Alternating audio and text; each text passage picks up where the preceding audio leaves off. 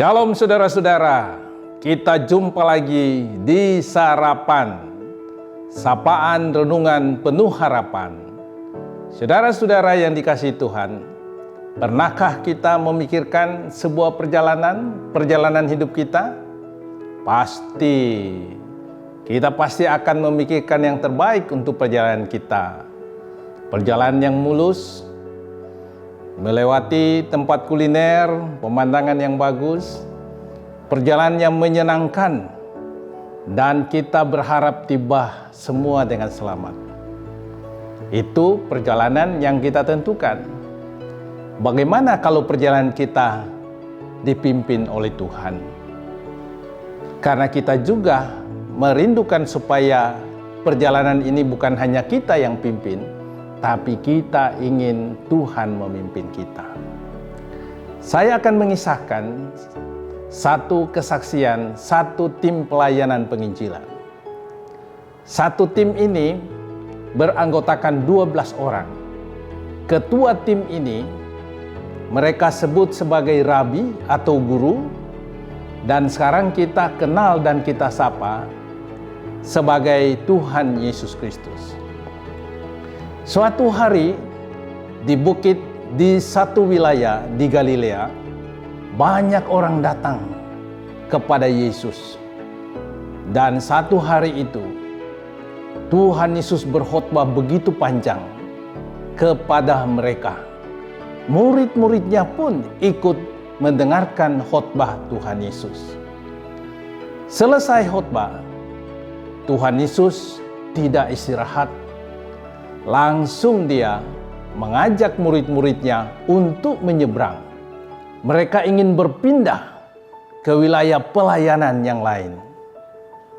Mereka pergi menyeberang bukan dengan jalan darat, tapi mereka naik perahu. Yesus masuk di perahu dan murid-murid pun mengikutinya. Di tengah perjalanan itu, Yesus tertidur di dalam perahu. Sekonyong-konyong mengamuklah badai itu di danau itu. Suasana langsung berubah. Mereka penuh kecemasan, penuh ketakutan. Bahkan Markus melaporkan bahwa perahu itu mulai kemasukan air, dan Lukas melaporkan mereka berada di dalam bahaya.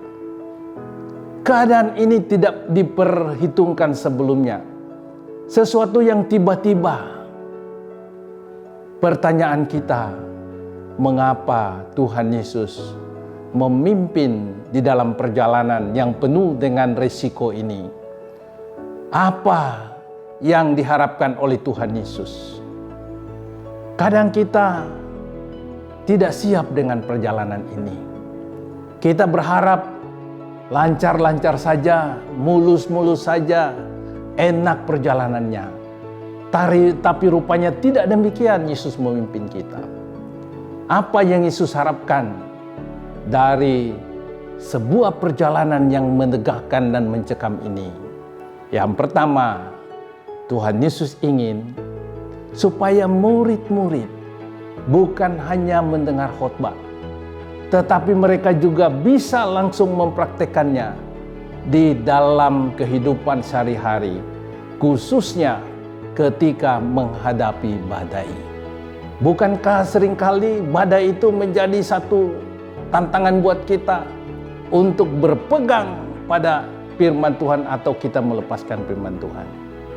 Yang kedua, Tuhan Yesus ingin supaya murid-muridnya tahu bahwa walaupun di tengah badai, tapi Yesus dekat dengan mereka. Yesus tidak jauh. Yesus satu perahu dengan mereka. Mereka cukup berkata, "Tuhan, tolonglah kita binasa." Yang ketiga, Tuhan Yesus berharap melalui perjalanan itu bahwa murid-murid belajar percaya. Karena kalau kita percaya, beriman dan melakukan firman Tuhan, kita bisa tidur. Sekalipun kita dikelilingi oleh situasi yang tidak aman, oleh situasi yang mungkin membawa kita suasana yang mencekam dan menakutkan kita. Karena Tuhan berkata di dalam Mazmur 37 ayat 5, serahkanlah hidupmu kepada Tuhan dan percayalah, maka Ia akan bertindak. Tuhan memberkati kita semua. Mari kita berdoa. Bapa di surga,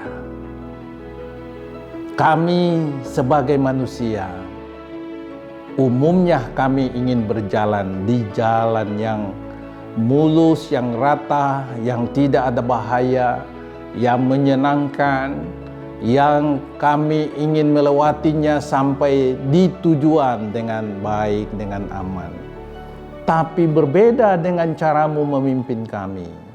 Engkau ingin setiap rute kami selalu bernilai, bermakna bagi kami, dan memuliakan Engkau.